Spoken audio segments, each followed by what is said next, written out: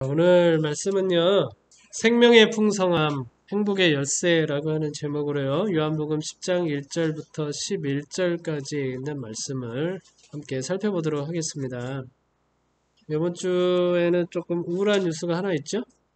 광주 공사 중 아파트 외벽 붕괴한 사건인데, 이게 11일 날 일어난 사고인데요, 그 공사 현장에 계시던 6분이 실종이 되셨는데, 어제 한 분을 찾았습니다. 근데 안타깝게도 사망하셨죠. 네.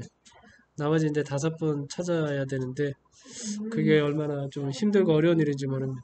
그러니까 얼마 전에 미국에서 사람이 살고 있는 아파트가 붕괴돼가지고 정말 많은 인명 피해가 발생했었는데 다행이라고 해야 돼 표현하는 것이 맞는지는 모르겠습니다만 우리는 공사 현장에서 그런 일이 일어났네요. 두 경우는 천재가 아니라 인재죠. 사실 이제 엄밀히 말하면 인간의 죄된 본성에서 나오는 사고입니다. 돈에 대한 욕심, 성급함, 부정직, 여기서 비롯된 사고죠. 인간 기술이 아무리 발전해도 인간의 본성은 점점 더 나빠질 거니까 여기에다가 이제 천재가 겹칠 거 생각을 하면 우리 생명이 극도로 위험해지는 시대를 우리가 살아가고 있는 겁니다. 근데 오늘 설교 제목이 뭐예요? 생명의 풍성함. 생명이 굉장히 위태로운 시대를 살아가는데 오늘 생명의 풍성함에 대해서 이야기하려고 합니다. 허황된 얘기일까요? 성경이 말하고 있는 생명의 풍성함이 뭔지 좀 살펴보도록 하겠습니다. 조지 뮬러라는 사람이 잘 아시죠? 이 조지 뮬러라고 하는 사람이 이런 이야기 했습니다. 엘비 코어만이라고 하는 여자분인데 그분이 쓰신 이제 365일 말씀 묵상이라고 하는 책에 기록되어 있는 내용인데요. 나는 1825년에 회심하였다. 그러나 4년 후인 1829년 7월에야 나의 마음을 온전히 주님께 헌신하였다.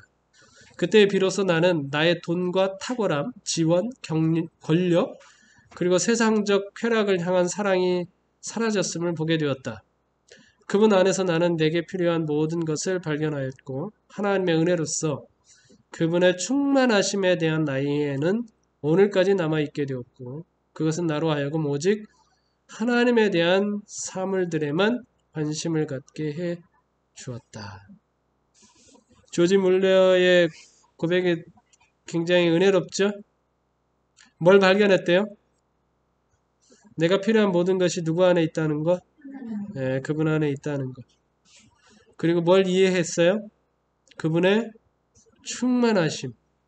이 조지 밀러는 뭐만 관심이 있대요? 우리가 충분히 관심이 있을 만한 돈, 탁월하게 되는 것, 권력, 쾌락, 이런 거 관심이 없어요. 뭐만 관심이 있어요? 이제는 하나님에 대한 사물들만 관심이 있다라고 이렇게 표현하고 있습니다. 그가 누리고 있는 이 충만함, 풍성함이 뭘까요? 오늘날에도 행복이 넘치는 삶이 가능할까요? 너무 행복해서 더 이상 행복을 바랄 만큼 우리가 행복할 수 있을까요? 너무 내가 충만해서 다른 것은 다 필요 없다는 고백을 할 수 있을까요? 요한복음 10장 2절로 11절에 있는 말씀 같이 읽겠습니다. 문으로 들어가는 이는 양의 목자라. 문지기는 그를 위하여 문을 열고 양은 그의 음성을 듣나니 그가 자기 양의 이름을 각각 불러 인도하여 내느니라.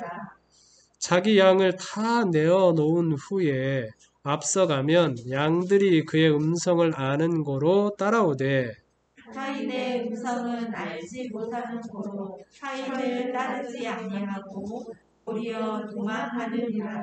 예수께서 이 비유로 그들에게 말씀하셨으나 그들은 그가 하신 말씀이 무엇인지 알지 못하니라. 그러므로 예수께서 다시 이르시되 내가 진실로 진실로 너희에게 말하노니 나는 양의 문이라. 나보다 먼저 온 자는 다 졸도요 강도니 양들이 듣지 아니하였느니라. 내가 문이니 누구든지 나로 말미암아 들어가면 구원을 받고 또는 들어가면 나오며 꿀을 얻으리라. 도둑이 오는 것은 도둑질하고 죽이고 멸망시키려는 것뿐이요 내가 온 것은 양으로 생명을 얻게 하고 더 풍성히 얻게 하려는 것이라. 나는 선한 목자라. 선한 목자는 양들을 위하여 목숨을 버리거니와. 아멘.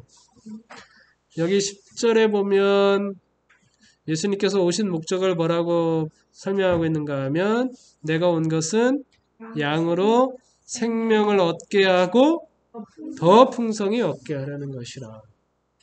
예수님께서는 이 땅에 오셔서 죽어가고 있는 우리를 가까스로 건져내가지고 간신히 목숨을 부지하면서 살도록 하시는 것이 예수님의 뜻이 아니에요. 그쵸? 생명을 구한 다음에 또 어떻게 되기를 바라신다? 더 풍성히 얻게 하려는 것이 예수님의 사역의 목적이다라고 이렇게 말씀하고 있습니다. 우리 이제 본문에 보면 풍성한 생명을 뭐라고 설명하고 있는가 하면 양들이요 목자의 소리에 대해서 뭐예요? 반응해요. 그렇죠? 말하면 뭐예요? 금방 알아듣고 가자 그러면 따라가고. 그러니까 목자의 음성에 아주 반응을 잘합니다. 그게 풍성한 생명의 삶이고요. 또 하나는 목자가 자기를 알고 사랑한다고 하는 확신이 있어요. 목자가 알아요, 몰라요? 자신들을 알아요. 그렇죠? 나는 너희를 안다라고 이제 말씀을 하셨으니까. 그래서 목자를 뭐 합니까? 따라갑니다. 사기꾼을 따라가지 않아요. 절도, 강도, 멸망시키려 하는 그런 사기꾼을 따라가지 않는 것이 이제 풍성한 삶이라고 설명을 하고 있습니다. 그래서 사기꾼은, 강도는 멸망시키려는 것이 이제 목적인데 사꾼은 버리고, 목자는 어떻게 한다고요? 양들을 위해서 목숨을 버려요. 그래서 우리가 풍성한 삶이라고 하는 것은 그 선한 목자를 통해서 뭘 경험하는 거예요? 멸망이 아닌 구원을 경험하는 거예요.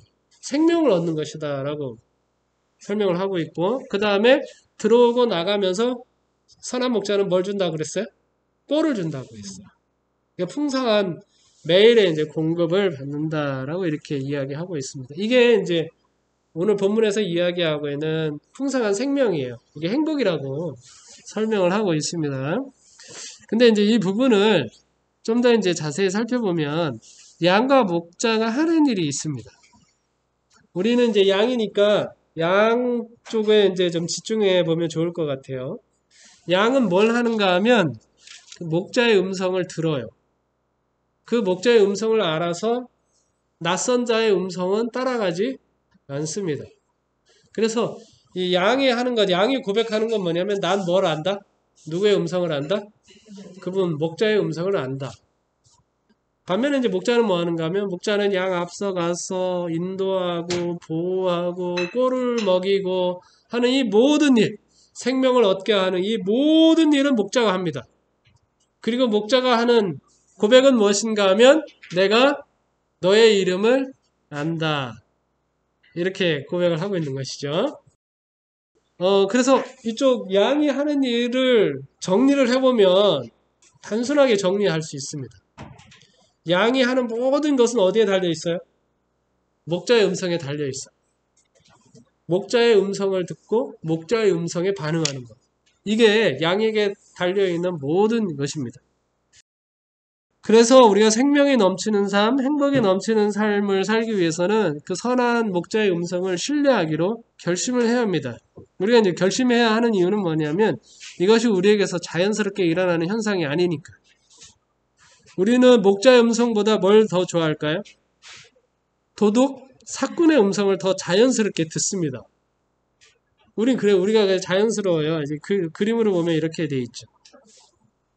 우리는 자연스럽게 뭐 하게 돼 있어요? 이 공이 경사면에 있으면 자연스럽게 뭐 하듯이 굴러 내려가듯이 우리에게 자연스러운 건 뭐냐면 선한 목자의 음성을 듣고 따라가는 게 자연스러운 게 아니라 뭘 따라가는 거? 도둑, 절도, 사기꾼, 사꾼의 음성을 따라가는 것이 우리에게는 더 자연스러워요. 독일의 본이라고 하는 곳에 대학이 있거든요. 거기서 성인 남성 38명을 대상으로 연구를 했대요. 어떤 자극에 이제 뇌가 반응을 하는지. 이 연구진이 이제 각 팀을 이제 서로 마주보게 했습니다. 컴퓨터 화면에 순간적으로 여러 개의 점을 보여준 뒤에 한 숫자를 보여주고 화면에 나온 숫자보다 점이 더 많은지 적은지를 맞추게 하는 거예요. 점을 딱 한 다음에 숫자를 보여주고 이 점 개수가 많은지 숫자가 더 큰지 그걸 맞추라는 것이죠. 그리고 맞추는 팀에게는 무조건 보상금을 지급을 했습니다. 이걸 몇 번을 했는가 하면 300번 반복을 했습니다. 계속 이겼으면 돈 많이 벌었겠어요. 그쵸? 그 300번 진행이 되는 동안 뇌가 어떻게 반응하는지 조사를 했는데 이 뇌가 언제 활발히 반응할 것 같습니까? 보상금을 5달러 줄 때하고 10달러 줄 때하고 50달러 줄 때하고 언제 뇌가 더 많이 반응했을까요? 50달러. 보상금이 클수록 뇌가 활발히 반응을 합니다. 적극적으로 되는 거죠. 그 다음에 이제 두 번째. 우리 팀을 나눠서 했는데요. 같이 성공했을 때가 더 활발했을까요? 아니면 자기만 성공했을 때 더 활발했을까요? 받는다는 똑같아요. 같이 이겨가지고 너도 50달러, 나도 50달러, 이 사람도 50달러 받는 거하고 이 사람 25달러, 25달러 받았는데 나만 50달러 받았어. 언제가 더 뇌가 활발히 반응하고 행복해졌을까? 그렇죠. 나만 성공했을 때 더 행복했습니다. 그리고 돈을 받지 못했을 때는 뇌가 반응을 하지 않았다고 하는 것이죠. 그러니까 이제 이 실험을 통해서 이 학자들이 이제 결론을 내리는데 언제 더 뇌가 잘 반응하는가 하면 상대방보다 내가 더 뛰어나다고 느낄 때 그리고 되도록 더 많은 돈을 받을 때 뇌가 더 즐거운 겁니다. 그래서 이 아민 포크 교수 연구 결과 결론이 이렇습니다. 사람은 다 같이 많은 돈을 받기보다 주변 사람보다 더 많은 돈을 받을 때 행복감을 느낀다. 그래서 남자에게 있어서 가장 큰 자극은 경쟁이라고. 누구하고 싸워가지고 뭐 해야 돼요? 이겨야 가장 큰 자극이 된다라고 이렇게 이야기했습니다. 이게 뭐죠? 우리가 누리고 있는 행복이 뭐에 기반을 하고 있어요? 교만과 이기심에 기초하고 있단 말이에요. 우리가 지금 이게 너무 자연스러워요. 내가 다른 사람보다 뭐 해줘야 되고 높아져야 행복해지고 내가 다른 사람보다 더 많은 것을 가져야만 행복해지는 것이 우리에게 너무나 자연스러운 거예요. 우리의 본성이. 그래서 우리가 하나님의 음성을 듣기로 선택하는 것은 자연스럽지 않습니다. 그래서 우리가 선택을 해야 되는 거죠. 이제 한 목사님의 이제 경험을 들었어요.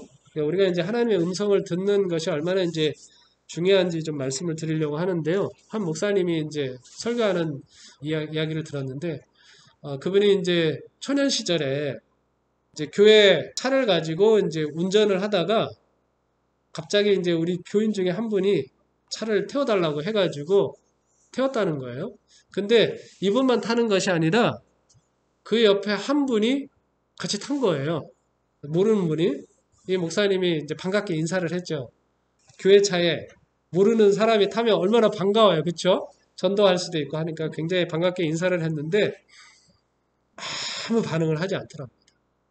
몇 번 말을 시켰는데도 아무 얘기도 하지 않더라는 것이죠. 그래서 이제 내심 생각으로는 이 사람이 일반 개신교회 다니는데 이단교회 차를 타가지고 지금 엄청 경계를 하나 보다라고 생각이 들었대요. 뭐 그래서 어쨌든 이제 목적지까지 태워다 드리고 이제 나중에 교회 왔을 때 그 집사님한테 여쭤봤다는 거예요. 그분 어떤 분이냐고. 그러니까 어느 교회 권사님이셨다고 얘기하더라는 거예요.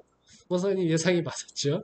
근데 그리고 얼마 후에 갑자기 이제 그 집사님이 목사님한테 그 권사님이 목사님을 댁으로 초청했다는 겁니다.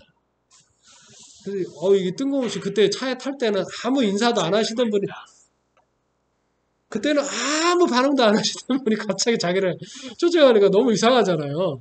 그런데 이렇게 권사님께서 이제 초청하셨다니까 또 한편으로는 반갑기도 하고 이렇게 찾아갔다는 거예요. 그랬는데 이제 갔더니 이분이 처음에 이제 집사님하고 이렇게 그 대구를 이제 들어갈 때 집사님이 문을 먼저 열고 들어갔더니 그 권사님이 기분이 나빠가지고 그 집사님한테 엄청 소리를 지르셨대. 아니 목사님보다 어떻게 먼저 들어오느냐고. 그리고서 이제 방에 들어갔더니 막 상다리가 부러지도록 차렸다는 겁니다. 물론 이제 그 중에 절반 이상은 이제 우리 교인들이 먹을 수 없는 그런 음식이 있었는데 정말 그야말로 이제 상다리가 부러지도록 차린 거예요. 그래서 이제 같이 식사를 했는데 그 권사님이 하시는 얘기가 자기는 하나님께서 직통으로 계시를 주는 사람인데 자기가 보니까 하나님께서 자기에게 계시를 줬는데 목사님은 보니까 크게 되신 목사님이라고. 그래서 내가 이제 귀하게 이제 모셨다고 하면서 그렇게 이제 이야기하더라고요. 그리고 이제 몇 번 이제 계속해서 이제 그분하고 이제 교류가 있었고 대접도 계속해서 이제 크게 되신 목사님이니까 이번에 이제 잘 대접을 하고 그렇게 하더라는 거예요. 근데 이제 담임 목사님하고 이야기를 하면서 이렇게 계속 대접을 받는데 뭘 좀 이렇게 저도 이렇게 뭔가 보답하면 뭐 좋겠는데 뭘 하면 좋을까요? 이렇게 물었다는 거죠. 담임 목사님이 그때 하시는 말씀이 목사가 그 성도에게 줄 수 있는 최고의 것이 뭐냐? 성경을 가르치는 거 아니냐? 네, 그거 같이 하자고 좀 얘기해봐라 이렇게 했다는 겁니다. 그래서 이제 저는 이제 다시 불러가지고 그 집에 가서 이제 대접을 받고 식사를 한 다음에 제가 지금 목회에 나온 지 얼마 되지는 않지만 제가 열심히 연구해서 우리 성도님에게 성경을 가르치기를 원합니다. 제가 드릴 수 있는 건 그게 최고라고 생각을 합니다. 라고 이제 이야기를 했다는 거예요. 반응이 어땠을 것 같아요? 그분 그 크게 되신 목사님 깍듯하게 모시는 그 권사님 반응이 어땠을 것 같아요? 그 얘기를 듣더니요. 그 권사님이 기분이 너무 나빠가지고 기분이 너무 나빠가지고 나는 다른 사람하고 차원이 다르다. 나는 하나님으로부터 뭐 한다? 직통으로 계시를 받는 사람인데 어떻게 내가 다른 사람처럼 나한테 성경을 가르친다고 얘기하느냐. 나는 성경 안 배워도 된다. 나는 하나님한테 뭐 하니까? 직통으로 계시를 받는 사람이니까. 그래서 혼쭐이 났답니다. 그래서 뭐 어쨌든 뭐 사과하고 막 이렇게 하고 했는데 뭐 나중에 이제 그분이 하시면서 이제 자기가 이제 그 우리 이제 인사 발령이 나잖아요. 인사 발령 처리됐는데 그 집사님이, 그 권사님이 그러더랍니다. 목사님 이번에 목사님 교회를 옮기실 것 같습니다. 그렇게 얘기하더랍니다. 얼마나 깜짝 놀랐겠어요? 근데 이제 그분이 하시는 말씀이 목사님이 대구에 가실 것 같습니다. 그렇게 얘기하더라는 거예요. 근데 그 목사님이 한 10여 년, 거의 20년 가까이 목회를 하고 있는데 대구에 간 일이 없어요. 서정한 앞에 목회자들은 다 어디서 돌아요? 서울, 경기 이렇게 도니까 대구에 갈 일이 없죠. 그 이야기를 하면서 그분이 뭘 받는다고? 직통 계시를 받는다고? 뭐가 필요 없다고? 성경을 배울 필요 없다고 이렇게 얘기하는 얼마나 이게 사실 허황된 거예요. 대구에 안 가죠. 우리 서정한 앞에 목회자인데 어떻게 대구를 가요? 여기 서울 갔다 경기도 갔다 막 이렇게 하는데 사실 아닌 거죠. 뭐 직통 계시는 무슨 직통 계시예요. 성경이나 열심히 배우지. 네? 우리가 근데요, 이분처럼 신앙할 수는 있습니다. 하나님의 음성이 어디에 있어요? 여기 있잖아요. 여기 있잖아요. 근데 우리 신앙하는 많은 사람들이 이거 잘 안 읽어요. 연구 안 합니다. 근데 우리가 어떻게 하나님의 음성을 듣죠? 우리가 어떻게 선한 목자의 음성을 우리가 알 수 있죠? 오늘 한번 이 부분 살펴보시면 좋을 것 같아요. 여기 다리 뽑은 기별 1권 172쪽에 보면 예수님을 바라봄으로 우리가 주님의 형상으로 변화함을 입어야 한다. 자, 그러려면 어떻게 해야 되는가 하면 저들은 심오하고 영원한 하늘의 진리를 탐구하는 일에 뭘 바쳐야 한다? 시간을 바쳐야 한다. 그렇게 하면 우리 신앙적인 체험 가운데 무가치한 것이 있어요, 없어요? 없어요. 우리가 하늘의 진리를 연구하는 하나님의 말씀을 연구하는 삶을 살아가며 하루에 나에게 일어나는 모든 사건들이 나에게 무가치한 것이 없다는 거예요. 의미 없는 것이 없다는 거예요. 그것을 통해서 하나님께서 계속 뭐 할 수 있다는 거예요? 우리에게 말씀하실 수 있다는 거예요. 저들이 하나님의 말씀의 웅대한 진리를 연구할 때에 보이지 아니하시는 뭘 볼 수 있게 될 것이다? 주님을 볼 수 있게 될 것이다. 또한 저들은 가장 고상하고 고걸케 하는 진리는 모든 진리의 근원이신 주님과 가장 밀접하게 연결되어 있음을 깨닫게 될 것이다. 그리고 저들이 주님께 대하여 배울 때 저들의 동기와 동정심이 확고해지고 변치 않는 것이 될 것이다. 전지전능하신 주님께서 주시는 감동은 실질적이며 영구적인 것이다. 이렇게 말씀하셨어요. 우리가 뭐 하는데 시간을 보내야 된다? 하나님의 말씀을 연구하는데 시간을 보내야 돼. 그게 하나님의 음성을 듣는 거예요. 근데 하나님의 말씀을 연구하는 데는 시간을 보내지 않으면서 우리가 어떻게 하나님의 음성을 구분할 수 있어요? 어떻게 우리가 선한 목자의 음성을 따라가면서 살 수 있을까요? 없죠. 하나님께서 우리에게 나가자 그랬는데 우리가 말씀을 연구하지 않으면 지금 나가자고 했는지 그냥 있으라고 했는지 우리가 알 수가 없는 거죠. 하나님의 말씀을 연구할 때 우리가 하나님의 음성을 듣는 사람이 되는 겁니다. 그래서 저 개인적으로는 하나님의 음성을 들을 때 저 나름대로의 원칙이 있어요. 원칙이 있습니다. 여러분들도 한번 그렇게 말씀을 연구할 때 적용하시면 좋을 것 같아요. 말씀을 연구할 때 제일 중요한 게 뭘까요? 이 중에서도 핵심이 되는 거는 저는 두 가지입니다. 하나는 기도하는 거예요. 기도하는 게 얼마나 중요하냐? 이 정로의 계단과 이제 각 시대의 대쟁투에 보면 그런 말씀이 있어요. 우리가 기도하지 않고 성령을 간구하지 않고 우리가 성경을 펼쳐서 연구하면 우리의 사상을 누가 인도할까요? 사단이 우리를 인도한다는 말씀이었어요. 그래서 그렇게 연구하는 것은 성경을 연구 안 하느니 못하다라고 이야기하고 있습니다. 그래서 실제로 성경을 많이 연구하는 사람들 중에 무신론자들이 있습니다. 신학 교수들 가운데 그런 사람들이 있어요. 예를 들면 불트만 같은 사람은 무신론자예요. 근데 신학을 가르쳐요. 웃기죠? 성경을 열심히 연구했는데 어떤 사람이 됐어요? 무신론자가 됐어요. 그래서 우리가 성경을 연구할 때 말씀을 펼칠 때 가장 먼저 우리가 해야 될 것, 가장 중요한 것은 뭐냐면 성령의 지도를 구하는 겁니다. 왜냐하면 이 성경은 하나님의 감동으로 된 것이니까.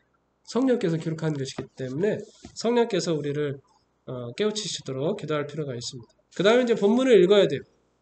본문을 읽을 때 우리가 기억해야 될 점은 그냥 읽는 거 아니에요.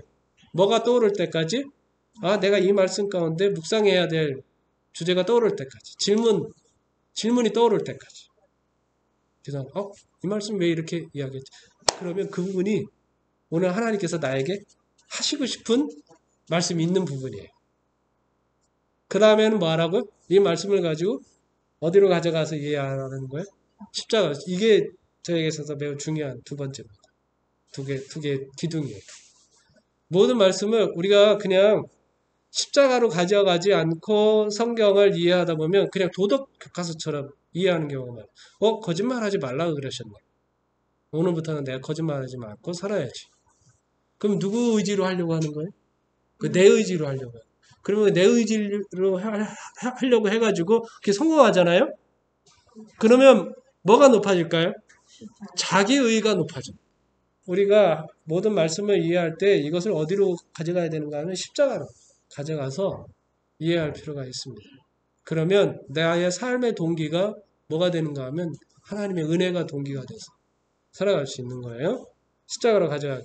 그 다음에 이제 네 번째로는 다른 성경에 이런 예가 있는지 찾아보는 겁니다. 왜냐하면 우리가 잘못하다 보면 성경과는 전혀 다른 교훈을 얻을 수 있어요. 그렇죠? 왜 이단과 이설이 나오는지 아세요? 다른 성경과 비교해보면 이거는 다른 성경하고 좀 조화가 되지 않는 부분입니다. 그래서 쭉 그 자기의 사상을 가지고 거기에 꽤 맞춰가지고 그 사상으로 쭉 가져가기 때문에 이단과 이설이 나옵니다. 그러니까 다른 성경의 예 가운데 이런 부분을 어떻게 설명하고 있는지 한번 찾아보는 겁니다. 그 다음에 이제 예언의 신의 말씀으로 이제 확인을 하고, 그 다음에 이제 나의 삶에 이제 적용을 하는. 저 나름대로 이런 원칙을 가지고 이제 성경을 연구하는데, 여러분도 한번 그렇게 연구하시면 좋겠어요. 왜냐하면 이 부분이 저는 왜 중요하다고 생각하는가 하면, 여러분 우리가 마지막 날 또 이 사단과의 투쟁 가운데서 우리를 승리하게 하는 말씀에 대한 확신은 다른 사람이 나에게 가르쳐 준 것이 아니에요. 내가 깨달은 말씀이에요. 내가 깨달은 말씀이, 내가 이해한 말씀이 나를 승리하게 하는 것이지, 다른 사람이 가르쳐 준 말씀이 나를 승리하게 하죠. 여러분이 요즘은 이제 유튜브나 이런 것들을 통해서 여러 말씀들을 들을 수 있는 기회가 있죠. 말씀을 그렇게 많이 듣는 것은 좋은데, 그럼에도 불구하고 내가 스스로 연구하는 시간은 반드시 가져야 돼요. 그래야 우리가 하나님의 음성을 들을 수 있습니다. 그렇지 않으면 내가 스스로 연구하는 시간이 없으면 말이죠. 예수님이 내 목자가 되는 게 아니라 그 유명하신 내가 좋아하는 목사님이 내 목자가 되는 거예요. 그분이 잘못되잖아요? 그럼 나도 어떻게 돼요? 나도 잘못돼요. 그분 따라서. 그래서 여기 한 가지 더 생각을 해보기를 원하는 거. 근데 그분의 음성을 좀 따르기는 따르는데 상황은 풍성하지 않은 것처럼 보일 때가 있죠? 그럴 때가 아마 많을 겁니다. 그럴 때는 어떻게 하면 좋을까라고 하는 부분도 이어서 생각을 하면 좋겠습니다. 제가 드리고 싶은 말씀은 그때가 뭐 할 때요? 진짜 믿음을 가질 때입니다. 여기 성경에 보시면 로마서 8장 2절에 말씀은 분명히 우리를 뭐 한다고 약속했어요? 자유롭게 한다고. 우리가 겪고 있는 모든 고난, 인생의 짐들이 있잖아요. 슬픔이 있잖아요. 이것 가운데서 말씀은 어떻게 해준다? 우리를 해방시켜준다. 자유롭게 해준다라고 이렇게 말씀을 하고 있어요. 근데 내가 지금 내 상황을 보면 그렇지 않은 것처럼 보일 때가 있단 말입니다. 근데 로마서 6장 11절에 보면 이와 같이 너희도 너희 자신을 죄에 대하여는 죽은 자요 그리스도 예수 안에서 하나님께 대하여는 먼 자로 여길지어다. 살아있는 자로 뭐 할지어다? 여길지어다. 야고보서 1장 2절에 보면 내 형제들아 너희가 여러 가지 시험을 당하거든 온전히 기쁘게 뭐하라? 여기라. 시험을 당하고 있는데 기뻐요 안 기뻐요? 힘들죠? 힘들어요. 그런데 야고보서는 야고보는 뭐라고 이야기하고 있는가 하면 그런 상황 가운데서도 기쁘게 뭐라? 여기라. 이렇게 말씀을 하고 있어요. 그래서 이 항상 기뻐하라. 범사에 감사하라. 이 얘기 누가 한 얘기예요? 사도 바울이 한 얘기예요. 사도 바울이 이 이야기 하기가 어떨 것 같습니까? 사도 바울이 이제 데살로니가를 이제 지나가지고 데살로니가 교회를 위해서 이제 그 편지서를 썼는데 데살로니가 교회를 가기 전에 사도 바울이 어떤 일을 겪었는지 여러분 사도행전에 보시면 엄청난 일을 겪습니다. 엄청난 핍박을 받아요. 이고니온에 가가지고는요 돌에 맞아가지고요 거기 처음에 가서 막 복음을 전했더니 사람들이 너무 좋아요. 누가 왔다? 신이 왔다.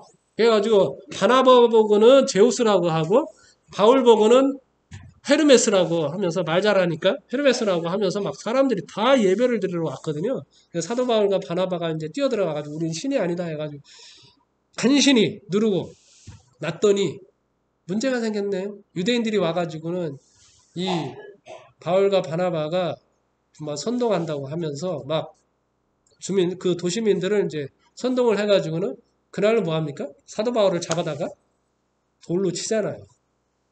그래서 거반 죽었습니다. 죽어서 버렸어요. 근데 거기서 살아났거든요. 그런 일도 경험을 했습니다. 그러면요, 항상 기뻐할 수 있어요, 없어요? 범사에 감사할 수 있어요, 없어요? 그런 상황들을 사도 바울이 다 겪었는데, 사도 바울은 그 이야기들을 다 알고 있는 데살로니가 교인들을 향해서 뭐라고 얘기해요? 항상 말아? 기뻐. 어떻게 그럴 수가 있어요? 여기 말하고 있는 것처럼 나 살아있는 자로 그리스도 안에서 살아있는 자로 여길지어다 라고 이렇게 하는 것이죠. 그때가 진짜 믿음이 필요할 때입니다. 사실시하고 믿음시하고 감정시가 친구라고 그래요. 사실시, 믿음시, 감정시 이 세 친구가 한 줄로 쭉 써서 절벽 위를 걷고 있었대요. 되게 위험하죠. 절벽 위를 쭉 걷고 있는데 떨어졌네요. 그 중에 한 명이 절벽에서 누가 먼저 떨어졌을까요? 감정씨가 떨어졌죠. 얼마나 무서워요. 그 절벽을 막 걷고 있는데 감정씨가 막 떨어져가지고 막 엎어져서 이제 신음소리를 냅니다. 아파 죽겠죠. 힘들어 죽겠죠. 예? 왜 이렇게 무서운 데를 또 걸어야 되나 막 불평스럽기도 하죠. 그 얘기를 듣고 있더니 믿음씨도 어떻게 됐어요? 그 얘기를 들으니까 믿음씨도 흔들려가지고요. 같이 떨어졌습니다. 남은 건 누구만 남았어요? 사실씨만 남아 있었습니다. 그는 흔들리지 않았어요. 바위처럼 굳게 서 있었습니다. 그러니까 잠시 후에 믿음씨가 정신을 차렸어요. 누가 서 있어요? 그 절벽 위에? 사실씨가 굳게 서 있어요. 그래서 이 믿음씨가 사실씨의 손을 다시 붙잡고 올라왔습니다. 그리고 이어서 뭐도요? 감정씨도 다시 절벽 위로 끌어올릴 수 있었습니다. 그래서 그들이 계속해서 가던 길을 가고 있었다고 그래요. 이게 우리에게 주는 교훈이 있습니다. 우리 아무리 힘들고 어려운 일을 걸어가면 가장 먼저 흔들리는 건 뭐예요? 우리 감정이에요. 감정이 우리를 막 뒤흔들어요. 그러면 감정이 막 뒤흔들면 누구도 흔들려? 뭣도 흔들려? 우리 믿음도 흔들려. 근데 우리가 가만히 생각을 해보면 변하지 않는 사실이 있어요. 변하지 않는 사실. 진실이죠. 하나님께서 나를 사랑하시고 나를 위하여 목숨을 버리시고 나를 구원하신다고 하는 사실은 변함이 없는 거예요. 네. 그 사실은 변함이 없는 거예요. 그때 절벽에 떨어져서 신음하고 있는 감정과 믿음 가운데 뭐가 붙잡을까요? 그 사실은 믿음이 붙잡는 거예요. 믿음.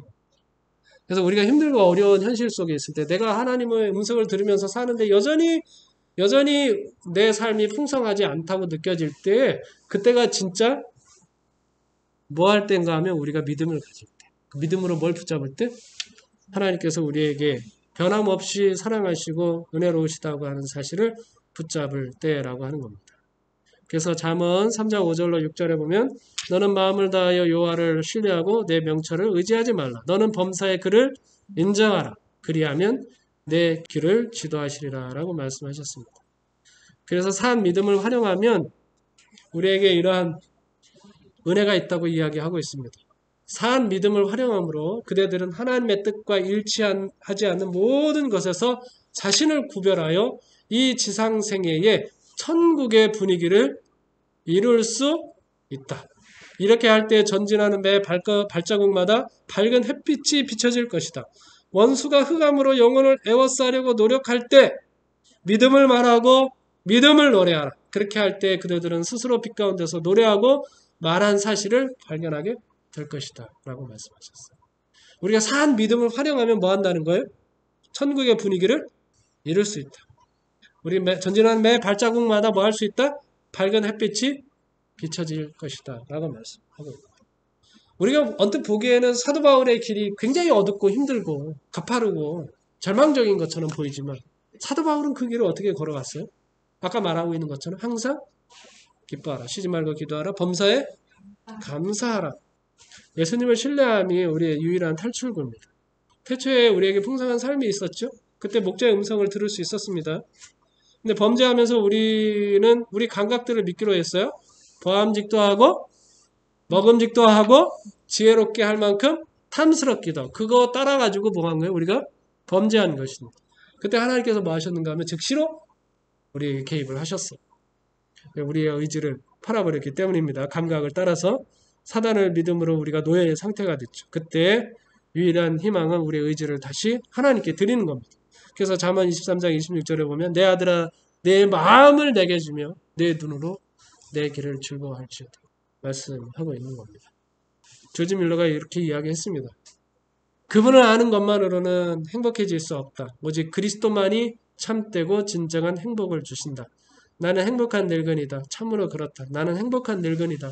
나는 나의 방에서 걸으며 말한다. 나는 나의 아내와 자식들을 땅에 묻었습니다. 그러나 당신이 남아 계십니다. 그리고 주님의 미소는 삶 자체보다 더 좋습니다. 제가 이 조지 밀러의 글을 읽으면서 이런 생각을 해봤습니다. 어떤 사람은요, 모든 것을 다 얻어야 그제서야 행복해지는 삶이 있습니다. 얻지 않으면 행복하지 않다고 생각하는 사람이 있죠. 근데 어떤 사람은요, 있든 없든 상관이 없이 행복한 사람이 있습니다. 그리고 심지어요, 모든 것을 다 잃을 때까지 여전히 행복한 삶을 살아가는 사람이 있어요. 어떤 사람이 복된 삶인가요? 모든 것을 얻어야만 행복한 삶이 복된 삶인가요? 아니면 모든 것을 다 잃어도 그때까지 여전히 행복한 삶이 진짜 행복한 삶인가요? 하나님이 우리에게 주시고자 하시는 생명은 어떤 거예요? 모든 것을 다 잃을 때까지도 여전히 행복한 그런 삶. 그래서 성경에 나와 있는 그 위대한 인물들은 우리가 보기에는 모든 것을 잃은 그런 삶을 살아가고 있지만 그런 상황 가운데서도 여전히 행복한 삶을 살아가고 있는 거죠. 우리는 아마 그 지점까지 내려가는 사람은 많지 않을 것입니다. 그 중간 어디쯤에서 우리는 때로 고통하기도 하고 슬퍼하기도 하고 걱정하기도 하고 낭망하기도 하는데 가만히 생각을 해보면 우리가 정말 산 믿음을 가질 때 그 가운데서도 우리는 얼마든지 하나님이 주시는 풍성함을 누리면서 살아갈 수 있는 그런 우리의 삶이라고 하는 것이죠. 다시 한번 결심하면 좋겠습니다. 우리 이제 모든 것을 얻어야 행복한 그런 행복한 삶 말고 모든 것을 다 잃어도 여전히 행복한 삶 믿음으로 갖게 되기를 바라면서 말씀을 마치겠습니다. 아멘.